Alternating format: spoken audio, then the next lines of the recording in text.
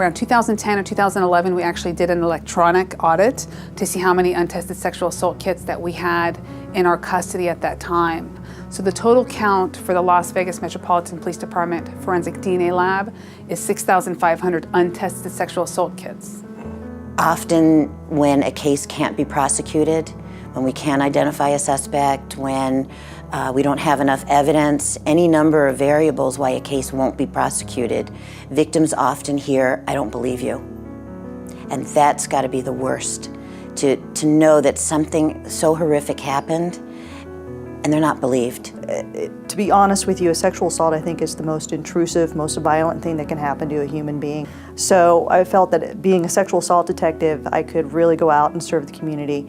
I could really find a lot of these heinous criminals and put them in prison. And what you forget is that behind every sexual assault kit, there's an individual. There's a person who deserves to have that evidence tested in that kit instead of it just sit on a dusty shelf. And who's going to show that concern for a case that occurred in 1985? And without that task force or all those resources together, speaking with the same voice, I think it would fall. You would have a single point of failure associated with that. We got to see firsthand DNA technicians working cases. We got to see a sexual assault kit. We got to see what this problem really was, and then you think, wow, there are 7,500 of these kits statewide. And so it really brings reality to bear, helps you understand the urgency of the problem and the importance as well.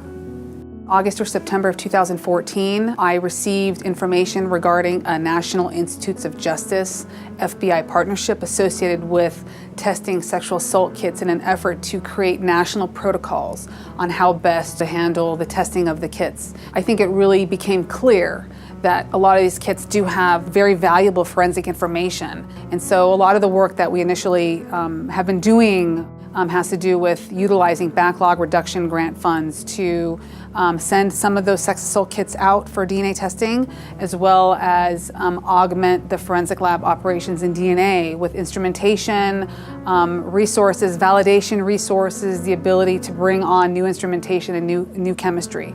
Through partnering with the Nevada Attorney General's office, we've been able to secure all the funds necessary to subject all the kits, all of the untested kits that we currently have in Southern Nevada to DNA testing by December of 2018. NIJ Action Research Project with Detroit and Houston have provided extremely valuable resources associated with successful mechanisms to ensure testing all of the kits and creating a victim-centered approach. You know, looking at the data and research that's come out of Houston, that's come out of Detroit, you know, the jurisdictions that went through this process before we did, I very much have tried to use that information as a touch point to try to make sure that we are doing things in the most victim-centered way. And when you have NIJ pulling it all together and disseminating the information, that's incredible, because we're starting to hear about what other agencies are doing. There's always segments on the neurobiology of trauma and trying to understand that literally brain chemistry changes so that the responses that victims initially give when they've been traumatized is often very inconsistent with what we expect. And that's often in the past been used to refute what they're saying. The Attorney General leads this working group that includes prosecution, law enforcement, medical experts, forensic experts, mental health experts. And through this working group, the goal is to bring to justice individuals who have committed these unsolved crimes in the past, but to do it in a victim-centered approach, and that is to cause a minimal amount of trauma to the victims of these crimes. We have an extremely high workload, as many other law enforcement agencies do, but for us to have dedicated personnel to actually reviewing these cases, and they really do believe in this cause, and they can see firsthand the type of investigative information that we're providing based upon the National DNA Database and work through the FBI-NIJ partnership and other results that we've gotten back, to really see firsthand that, you know, these cases do matter, and we are providing links to serial predators and linking cases together from other states. We got a cold case of a sexual assault that had occurred. Two young girls, a 19-year-old and a 21-year-old girl, were in their apartment late at night. They were attending school at a local university. They immediately reported it to the police. Nothing happened on the case for about 19 years until we got a cold case hit. When we got the cold case hit, the police immediately attempted to determine where the defendant was. They found out that he was in the Nevada State Prison. He was actually coming up for parole in about a year. He was there because of another sexual assault that he had committed. And as we found out, he was arrested and cases were dealt in at least 2 other sexual assaults that were committed.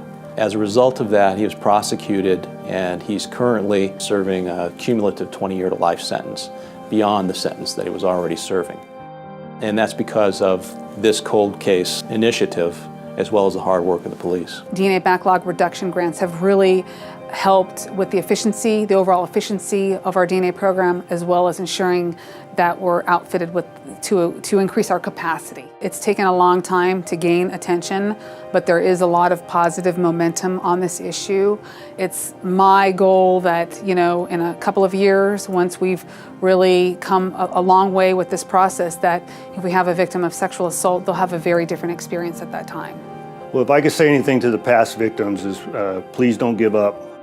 I'm doing everything within my power to dedicate the resources to create the closure that you are seeking. We're going to do what we can to test these kits and to bring your attackers to justice. Analyzing these cases and finishing these investigations, and I'm proud. I'm proud to be part of it. I'm glad that I was asked, and I'm hoping we're going to make a difference. I think it really is helping victims to understand that it is a crime. And, if you get shot or if your home's broken into, people don't go, well, why did you have that really nice TV in your living room? But they do question you when you're a victim of sexual assault. Well, why were you drinking? Why were you out so late? Why weren't you with your friends? Why this, why that? And trying to find that reason that it happened to you. And it's victim blaming.